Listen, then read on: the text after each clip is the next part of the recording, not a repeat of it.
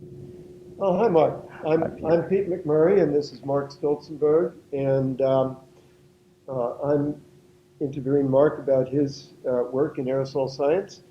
And Mark, this is a good occasion, a great occasion. Yesterday, you received the Benjamin Y.H. Liu Award for your outstanding work on the development of aerosol instrumentation, and that, of course, is going to be the focus of our discussion today.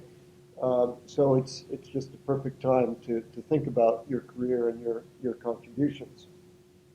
Um, Before we get into the details of your work on aerosol and aerosol science and instrumentation, um, I'm curious to know how you got here. What was your background? What attracted you to begin your work in aerosol science? Well, Peter, I in high school I had already made up my mind that I really loved physics and math, and so so I went to college with that as a firm decision. And what happened was I loaded up my last 2 years with all physics and math classes, and it sort of burned me out.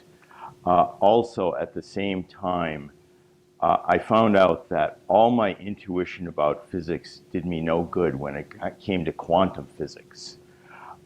So I was faced with trying to revamp my plans to some degree. I looked at graduate school in physics, but it had to be classical physics. And I just wasn't finding anything out there. And what I really realized I wanted was applied classical physics, something like that. And at the time, I was working as a lab tech for my brother in water chemistry at the University of Madison. And his advisor, Anders Andren, knew about the particle technology laboratory up in Minnesota, and Ken Whitby in particular. And I got the phone number and I talked to Ken Whitby. I think it was less than 5 minutes on the phone, and he had assured me there was a place for me up at the particle tech lab. There was money to support me, and come on up.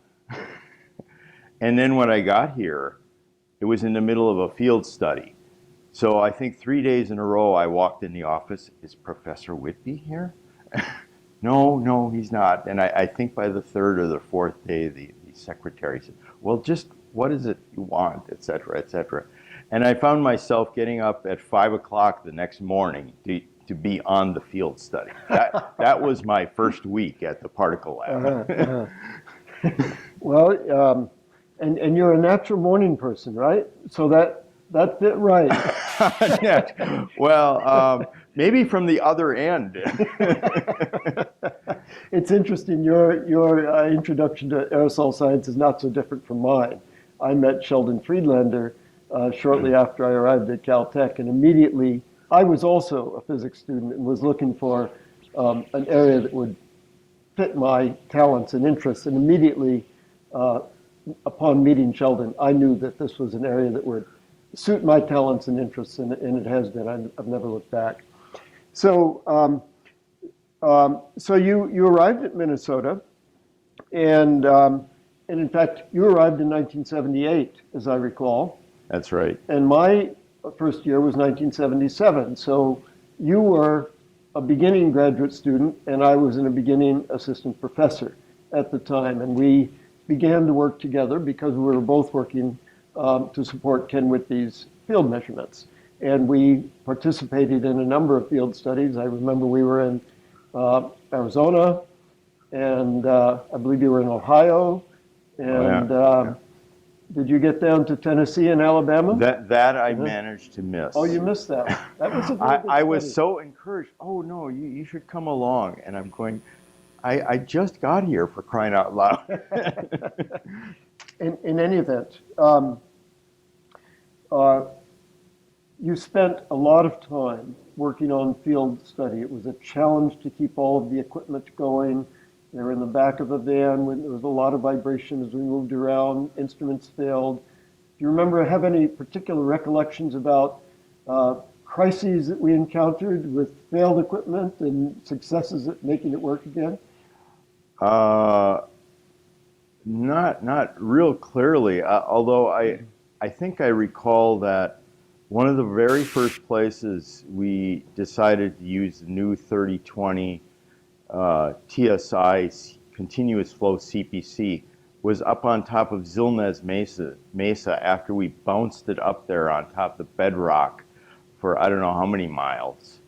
Uh, so I the field work certainly this was where I learned to deal with the instrumentation, because you're right, it took quite a beating in this bread truck we drove around it with it.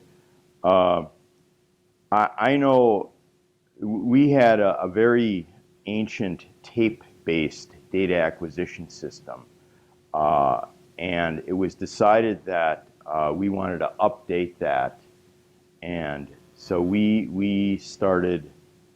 I somehow ended up with that project, and we used the new Maxim, it was called, with a whole bunch of, I don't even remember how we programmed it, but it required redoing all the interface boards, which was just a huge amount of work.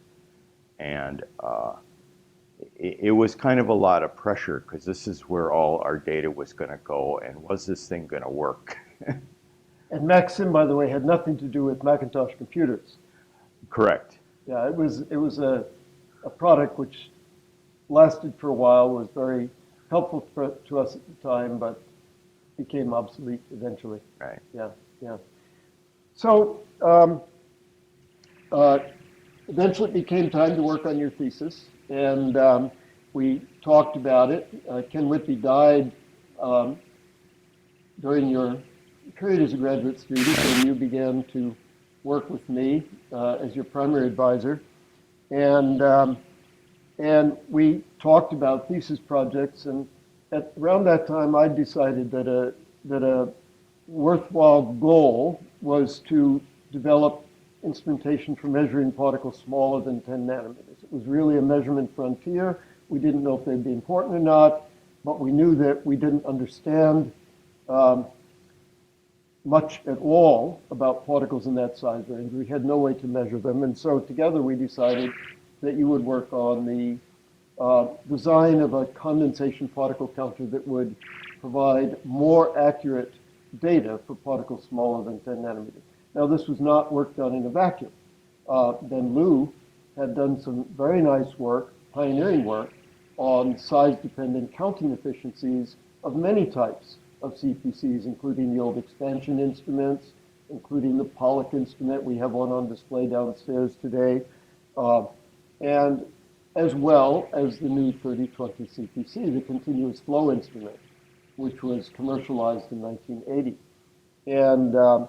And so we decided to see if we could advance the technology to improve the counting efficiencies for the smallest particles that we could detect. Talk a little bit about the design concept, the thinking that we went through to come up with our final design. What do you recall? Well,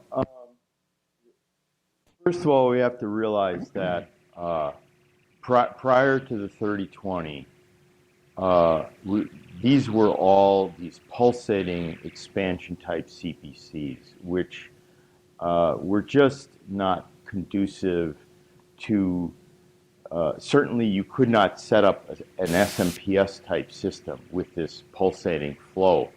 And so it was quite amazing that somebody had come up with the idea, the concept of how to do this continuous flow. So it was a first cut instrument. And as wonderful as it was, just being the first cut, there was lots of room for improvement. And in particular, it seems to me up until then, all we had were kind of one-dimensional models of how these worked. So that we'd have the warm saturator, it would start cooling in the condenser, but it was only done one-dimensionally. And we could probably tell by various means. Well, for instance, the 3020, when it was characterized, its counting efficiency, it has a very gradual cutoff in the counting efficiency versus diameter. And that's not something you're going to see out of a one-dimensional model. So it certainly seemed reasonable that if we wanted to improve this, we were going to need a much better model. And it wasn't long before that I had taken this heat conduction course from Ephraim Sparrow. And of course, one of the more basic things in that is the Gretz solution to heat transfer in tube flow, round tube flow. And along the way, somewhere, if it was part of that course or whatever, that it was drawn to my attention this clear parallel between the various transfer processes: mass transfer, heat transfer, momentum transfer. The Gretz solution was good for all of these in a fully developed tube flow situation. And so I think I saw fairly quickly that I could do essentially a theoretical model, non-numerical, that should do a pretty good job of modeling the critical part, which is what's going on in the condenser, where the supersaturation is created. And the biggest thing that came out of that was that the highest supersaturations occur along the center line. And the immediate realization was then that if you think about it, Peter, this cutoff efficiency curve, you can move it to the left or right on the diameter scale depending on your temperature difference between the saturator and the condenser. But one of the key things with condensation particle counters is that you have to make sure you don't homogeneously nucleate particles from nothing. So if we get the supersaturation too high in any spot of that condenser, then we can get homogeneous nucleation, and then it really doesn't work so well anymore. So if we have this gentle cutoff, okay, we up the temperature difference, we push it over to the left, the smaller and smaller diameters. But eventually, those smallest particles, wherever those are nucleating, those are that same places where we're going to start getting homogeneous nucleation. So now that limits how far we can go. And we're left with this very tapering cutoff. So the theory tells us, well, what we should be doing is trying to put all the particles where the highest supersaturation is, down the center line. And that pretty much then, and then that would mean we should get a much steeper cutoff.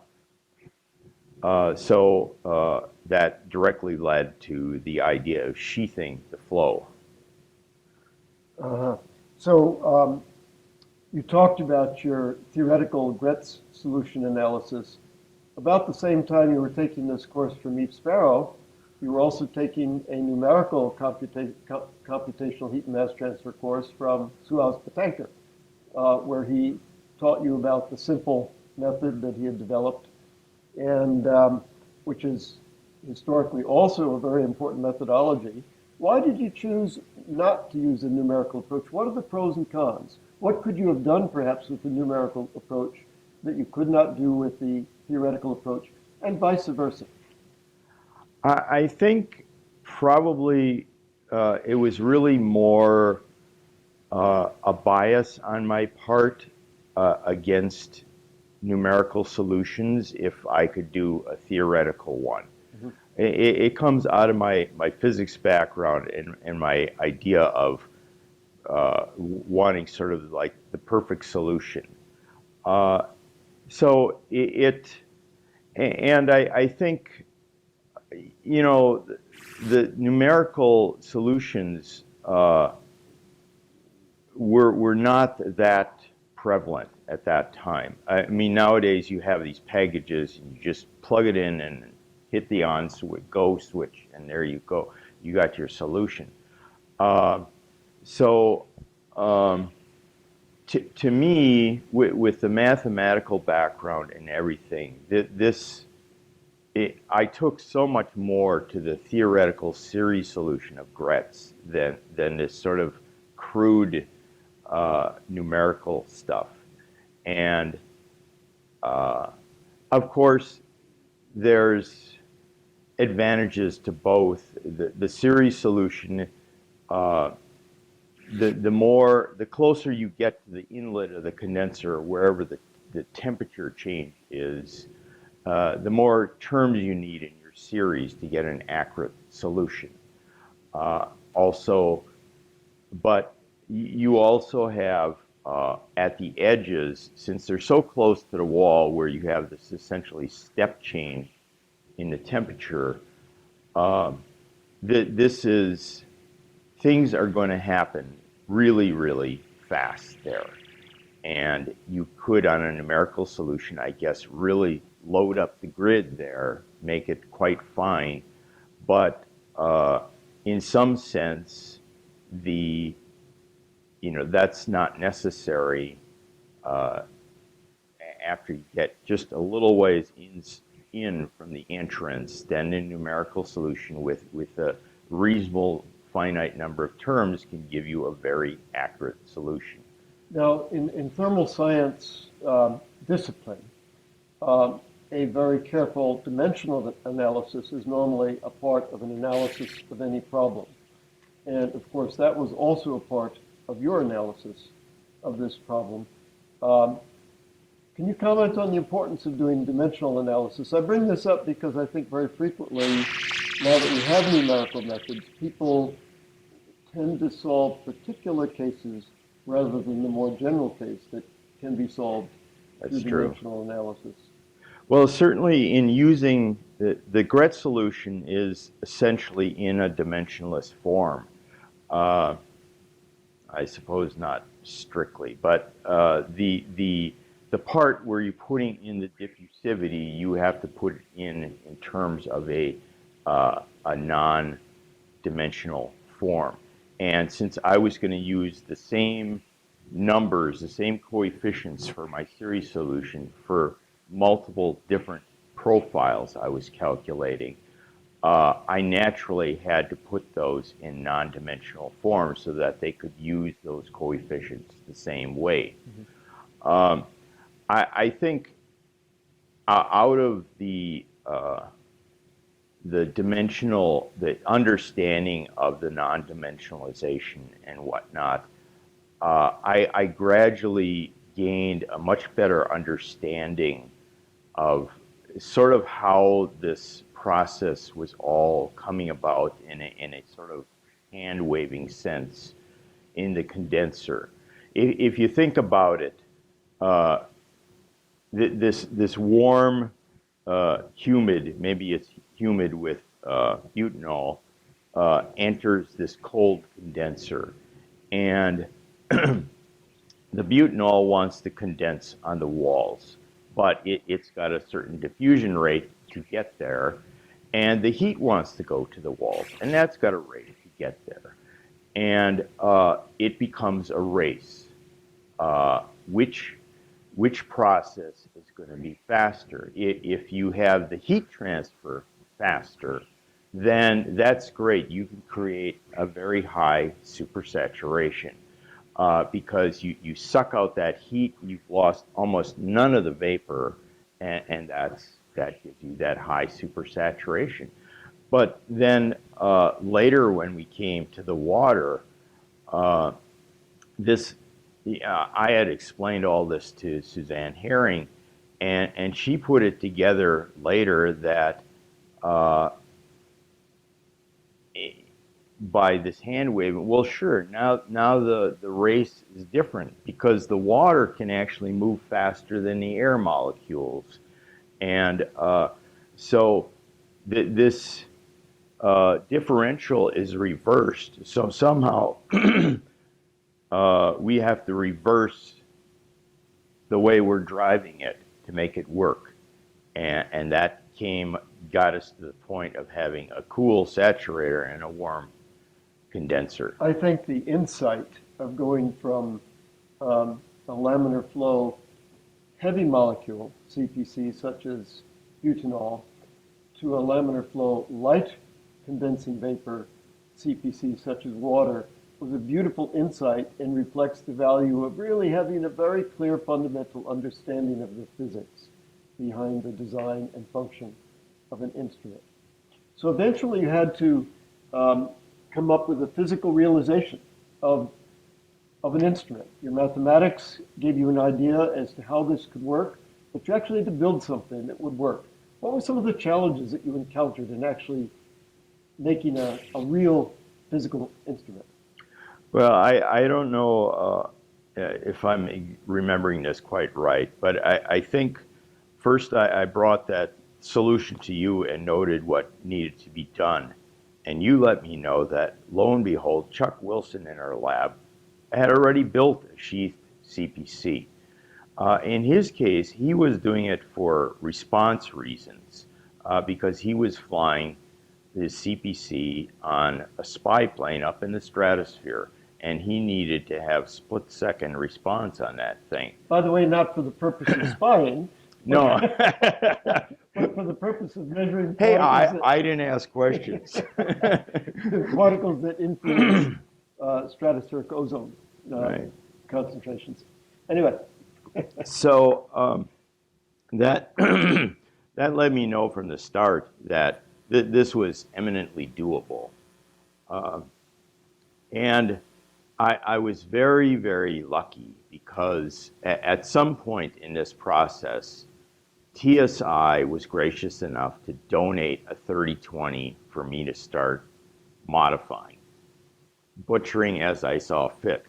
And a version of that instrument is on display downstairs today. That's correct. We continue to modify that same instrument.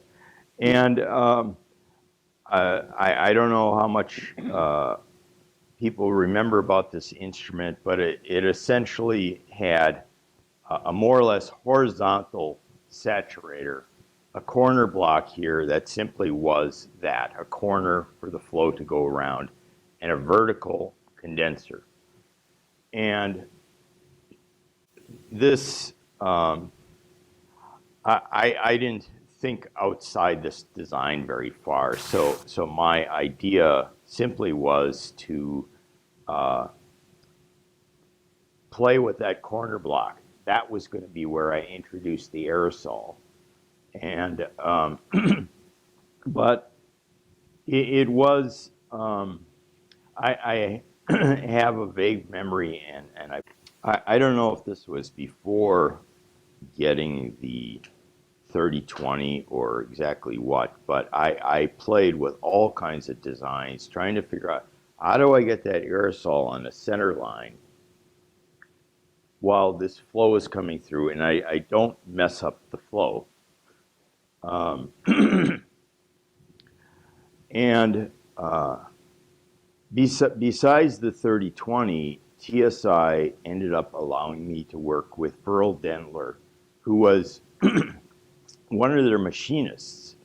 And his specialty, I'm not sure if he did other things, but he had a very, very small lathe. I think it might have been driven by a Dremel tool. And so he was very, very good at machining quite small parts. And so with I think his guidance of what could and couldn't be done, I had some realization that my idea of having a hook that somehow came through a wall came around a corner and then had a knife edge end here, injecting the aerosol was going to be really tough to make. It's always good to talk to a machinist. Yeah.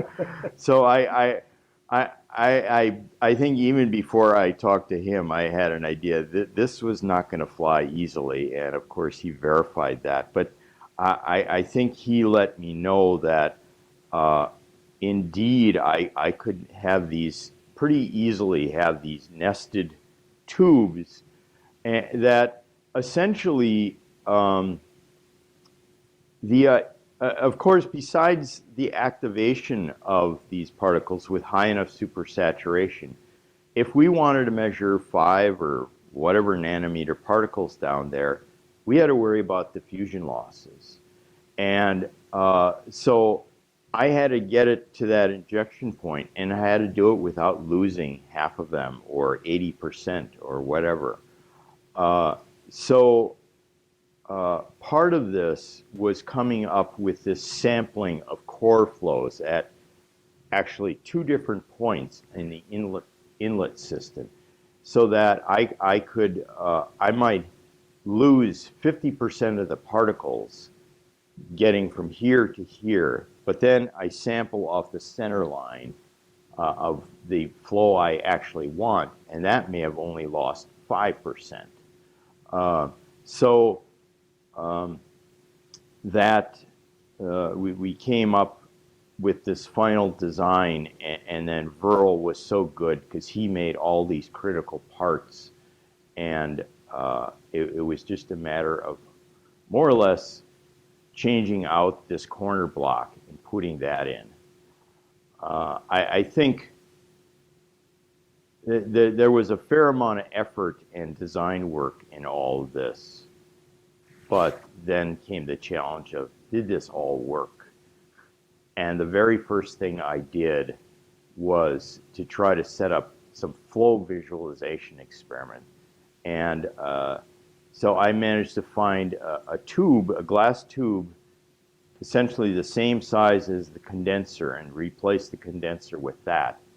And then get a very high concentration aerosol coming into the CPC, so that with a bright light I could see the aerosol coming up in this sort of jet from the capillary where the aerosol gets injected. And I got some very nice pictures, and it was sort of like, it all works.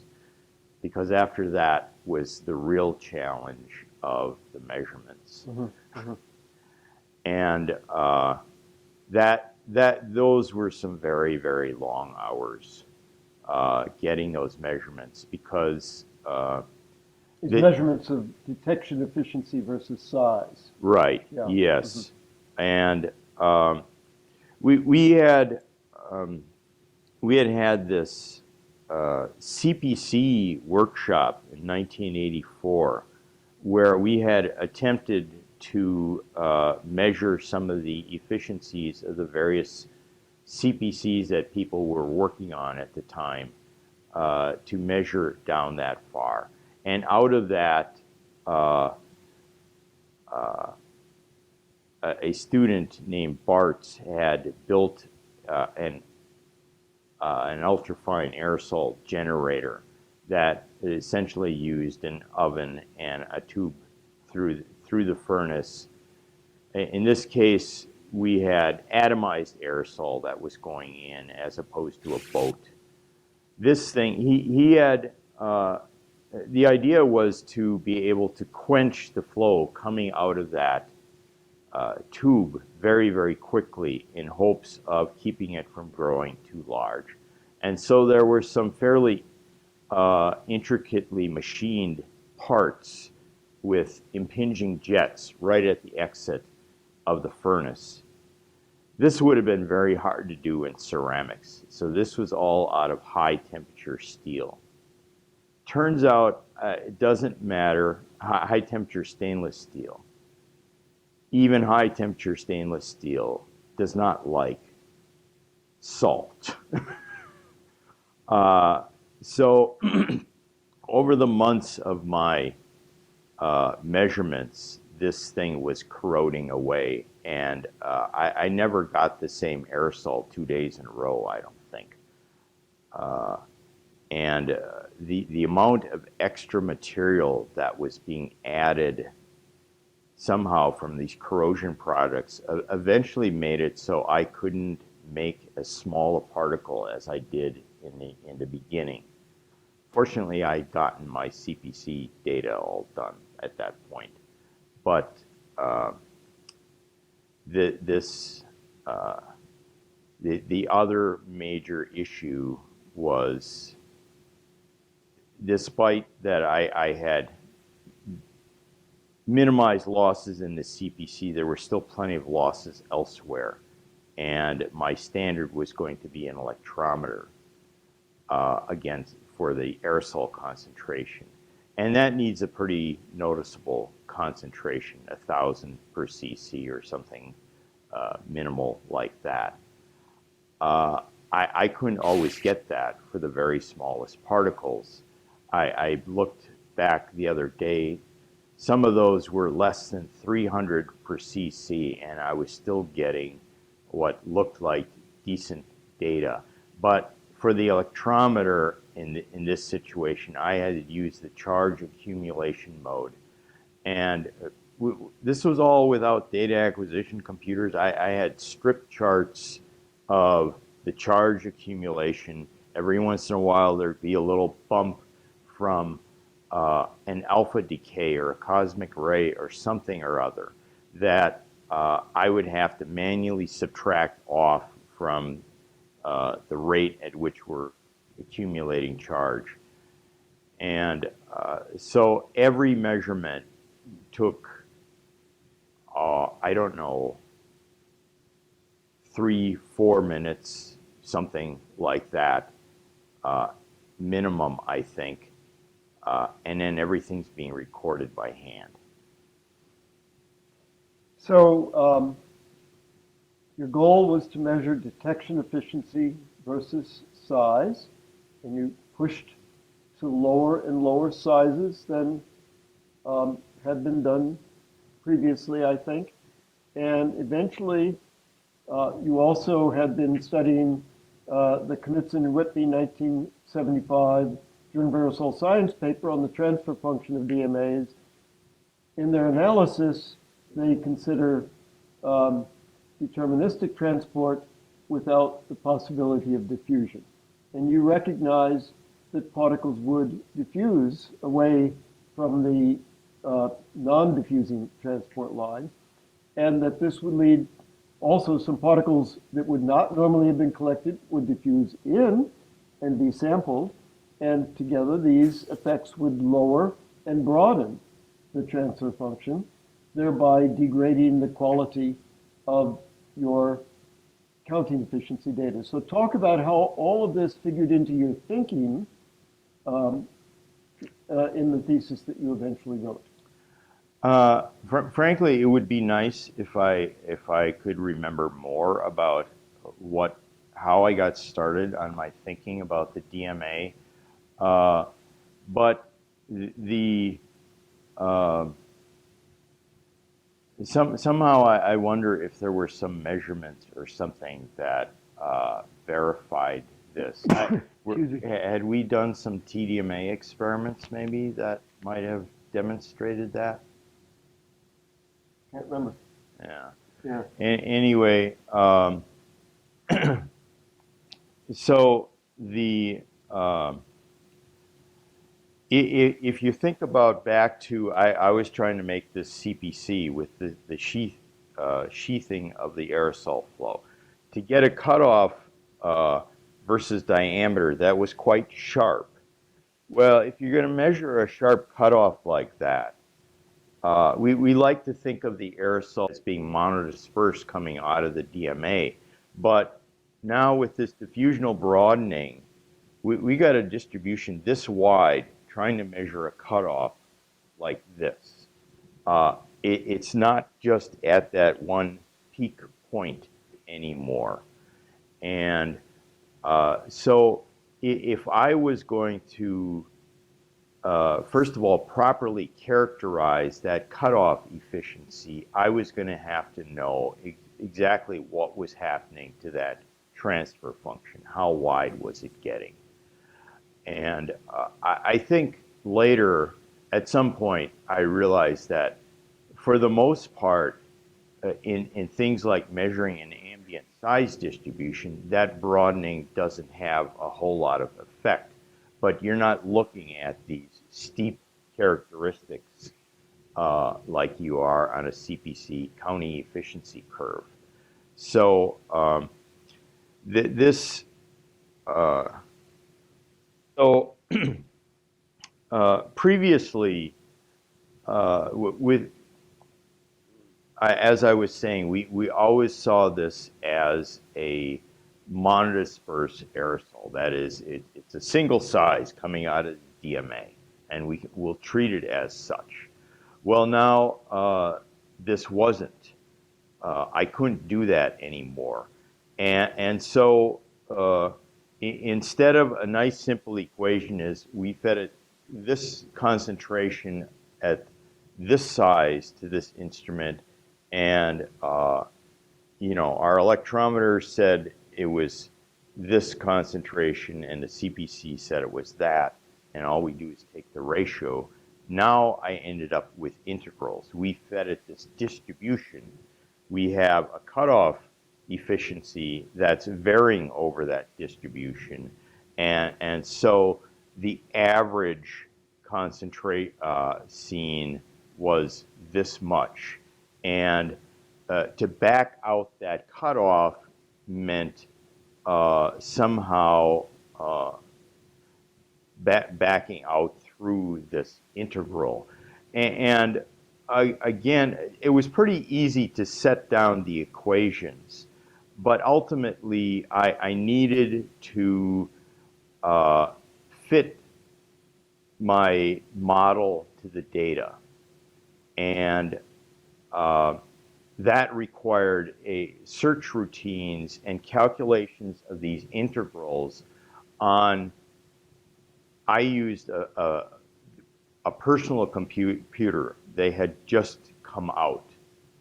And so my poor luggable Zenith laptop was pounding away for sometimes 2 days at a time, trying solutions over and over where it has to recalculate all these integrals and say, does it fit, does it fit? And I don't know how many times I had to run maybe for several hours only to find out I still didn't have all the bugs out of the program, and fix something and start again. And so by the time it was finally running, I was sort of on pins and needles for 2 days. Oh, please, no power failures, no nothing. Finish so it can write out the data. I think your thesis by many is regarded as really a beautiful piece of work. It includes the design of the nano CP or ultrafine CPC. It includes a very careful experimental evaluation of the size-dependent county of efficiency, which required in turn that you understand the diffusion function of the DMA and then develop a theoretical approach for accounting for the effects of diffusion on the measured efficiencies. And it was a lot of hard work to put that together, and beautiful and deep thinking. And in the end, we finally wrote one paper in 1991, which was on the new ultrafine CPC and its function, and referred to your thesis for the diffusion work, but we really didn't ever publish the details of that work. Nevertheless, your thesis has been widely disseminated. Many people have used it to understand the diffusion transfer, and we eventually in 2008 wrote a very abbreviated description of the results from the analysis, but never all of the details about how you got there. Well, we should probably go on and talk about later parts of your career. Sure. You continued on with aerosol instrumentation development. You did a postdoc with Chuck Wilson at Denver University for a couple of years. and then you went on to work with Suzanne Herring at her new company, Aerosol Dynamics Incorporated. And what was your initial work with ADI? Well, Suzanne had brought me on board with very high recommendations from both Chuck and Peter, I think, and I had worked with her some on some previous field trips. She had her company uh, sort of running out of her garage, but there was no real laboratory. And it was quite exciting as she called on me to help her create a real laboratory. And of course, the first thing we had to do was find a location and then start outfitting the basic things we need, compressed air pipes and all this sort of stuff. Uh, but that all went apace. And one of our earlier projects, uh, Suzanne came with money to do this infrastructure work, but we didn't have a lot of money to just go out and buy aerosol instruments. So one of the early on, we had a project where we were going to uh, use a DMA to calibrate an optical particle counter on ambient aerosols, as opposed to having a PSL calibration or something like that. Because, for instance, Minnesota at the time was typically out there uh, running uh, something. Let's see, were we getting SMPSs by then? Maybe something like that. Mm-hmm.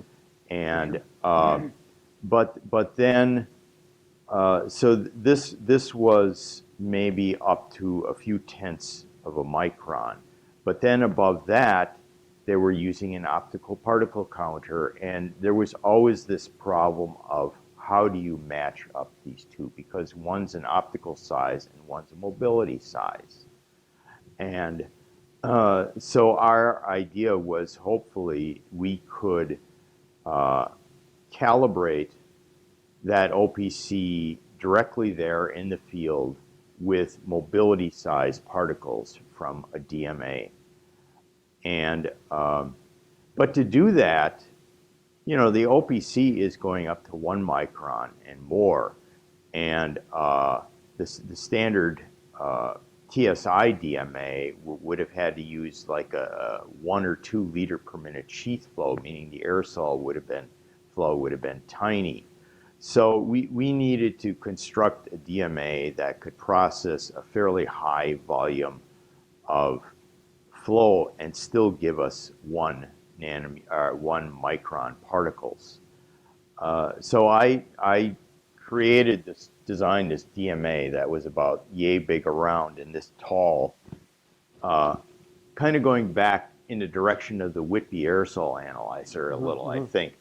Um, but this thing had about 7 times the aerosol processing capacity as the standard TSI long. So at 1 micron, I could have I think I could have 15 liter per minute sheath flow and still get out 1 micron particles with a say 1.5 liter per minute aerosol flow, which is what our OPC wanted.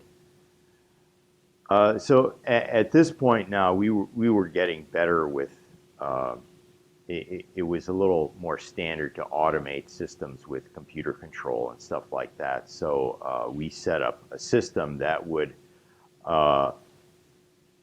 once we had that DMA in the field, it would automatically go through the calibration steps and then switch some valves around and measure a size distribution with that OPC as well as the DMA doing its thing for the smaller particles. It turns out that particular configuration, though it worked nicely for that field study, we never really used it again. We did, however, use that DMA for everything after that. Mm-hmm. And that design was actually picked up by Don Collins later with a few modifications to make a number of his own instruments. And I think a few others actually got instruments made of the same design. Mm-hmm. Well, Mark, eventually you came back to Minnesota, and we've continued to work together on developing yet better nano CPCs. Ken Ida, you were an important contributor to Ken's work, and we've continued to work on that since Ken has left. It's been tremendously gratifying work, I think very significant contributions. What would you say are the most satisfying contributions, personally satisfying contributions? I don't know so much that it's a particular thing I did, just the idea that I put in so much work into my thesis. I've been living with this perfectionism most of my life. And for a lot of things, it's not the best trait to have, let me tell you.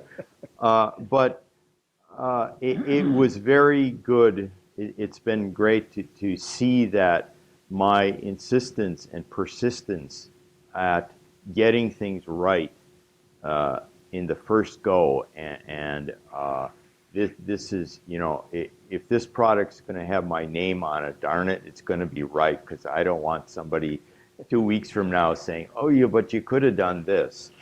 And to find out that these what I have produced has lasted over the years and has had continued impact and contribution to the aerosol community, that's where my satisfaction comes from. Great. It's a good place to end up. Thank you, Pete. It's been nice talking to you today.